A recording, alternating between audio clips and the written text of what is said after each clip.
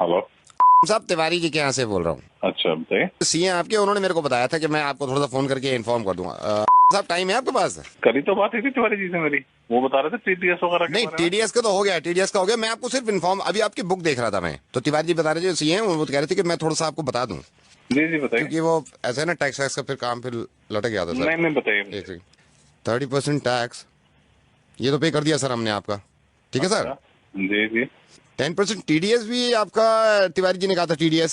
हाँ तो ये तो पता ही है, मेरे को बता दिया था उन्होंने। इसके दो ना फायदे बता रहा था इसको मैं आपके, तो सर 30% जो टैक्स कटा है आपका, क्योंकि सर आपका स्लैब जो है वो 12 लाख से ऊपर है, हम्म। तो 30% टैक्स कटने का फायदा ये है सर, कम से कम कल को इनकम टैक्स का डंडा तो नहीं होगा।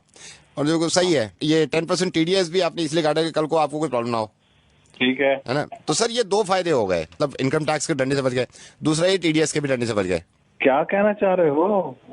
ये तो मुझे ही पता है। नहीं, मैं नहीं, कम से कम इस जिम्मेदारी से बच गए ना। क्या कह रहे हो यार? सर मैं ये कह रहा हूँ, ये देने के बाद आपके ऊपर से जिम्मेदारी हट गई, अब कल को पागल है कि एक ही बात 30% को पकड़ लिया तूने? मेरे को पता नहीं है ये बात। ये तो पता है सर आपको। तो 30% टैक्स दे दिया तो इनकम टैक्स का डंडा आप पे नहीं पड़ेगा, आपकी जिम्मेदारी खत्म, आप बुरा मत मानिए सर। लेकिन इनका डंडा पड़ गया, ये क्या होगा फिर? यार रोजे रमजान में गालियां दिलवाएगा, क्या रह गया? सर ये क्या? सर 2.5% ज़कात, है? 2.5% ज़कात।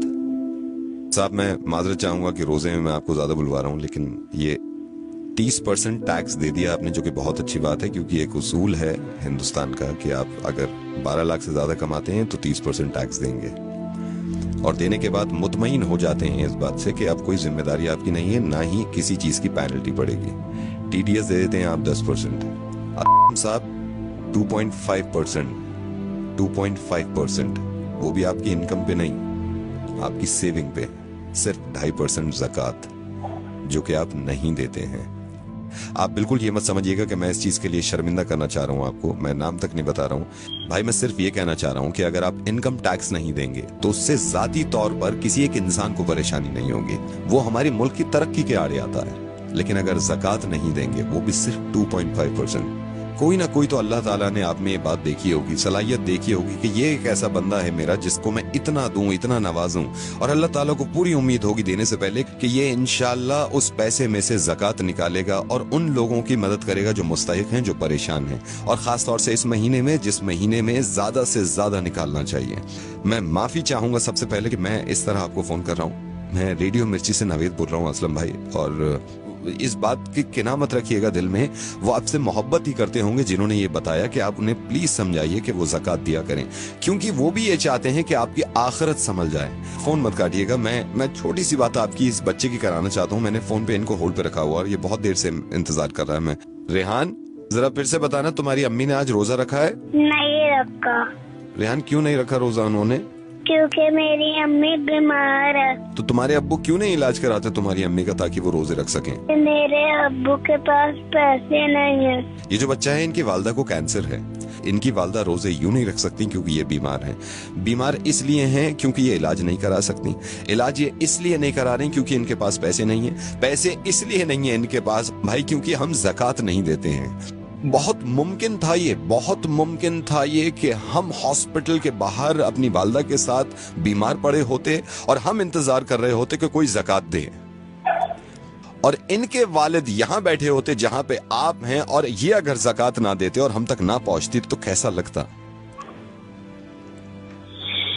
आपके माशाल्लाह 2 मासूम बहुत प्यारे बच्चे हैं, और मैं ये दुआ करूंगा कि इंशाल्लाह बहुत लंबी उम्र हो उनकी और बहुत तरक्की करें वो। टैक्स नहीं देते हम तो कितना घबरा जाते हैं कि नोटिस आ जाएगा इनकम टैक्स की तरफ से।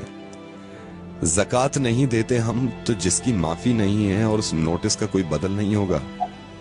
मैं ये नहीं कह रहा हूं कि आप किसको दें, आप जिसको सही समझे, जिसको लगे कि मुस्तहिक है, उसको ज़कात दीजिए। इंशाल्लाह ज़कात जरूर दूंगा, और इस बच्चे को अगर जरूरत हो किसी चीज की तो मुझे जरूर बताइए। इस बच्चे को अब जरूरत नहीं है, इस बच्चे तक पहुंच गया, लेकिन हमारे ही हिंदुस्तान में बहुत सारे बच्चे ऐसे हैं जो इंतजार कर रहे हैं हमारी ज़कात का। अल्लाह ताला अजर दे आपको इस चीज का, आपने अपनी जिम्मेदारी पूरी करी, एक जिम्मेदारी आपकी बन जाती है। ये जो आपने सुना है इस चीज को दूसरों तक पहुंचाइएगा और यकीन मानिए इस बात का कि इतने अच्छे कौम में लोग हैं, उनके दिल इतने अच्छे हैं, कहीं ना कहीं वो या तो भूल जाते हैं या थोड़ा सा मिसगाइड हो जाते हैं। इंशाल्लाह जरूर लोग एक दूसरे की मदद करेंगे और ज़कात निकालेंगे। मैं इंशाल्लाह फिर आपसे बात करूंगा। अल्लाह हाफिज।